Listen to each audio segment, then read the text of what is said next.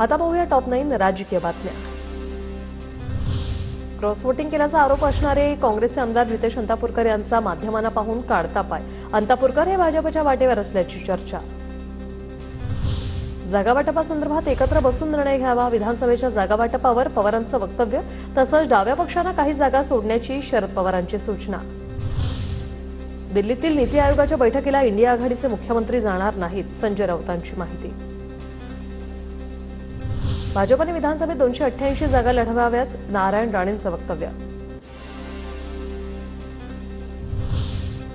अमित शहांना फडणवीसांच्या नेतृत्वाचं सरकार आणून शिंदेना बाजूला करायचंय, बीडमधील सभेत जयंत पाटलांचं मोठं वक्तव्य। देवेंद्र फडणवीसांच्या नेतृत्वाखालचं सरकार या भारतीय जनता पक्षाच्या अमित शहांना आणायचं आहे। एकनाथ शिंदे बाजूला जाणार आहेत, अमित शहांनी सांगितलं, मी काय बोलत नाही। फडणवीसांकडे देशमुखांच्या कोणत्या क्लिप्स आहेत, बाहेर काढाव्या, सामनातून देवेंद्र फडणवीसांना प्रतिआव्हान। शिवसेना आमदार अपात्रता प्रकरणात सोमवारी सुनावणीची शक्यता। ठाकरे गटाच्या वकिलांकडून प्रकरण सुप्रीम कोर्टात मेन्शन केलं जाईल। सोमवारी किंवा 3 तारखेला सुनावणीची शक्यता।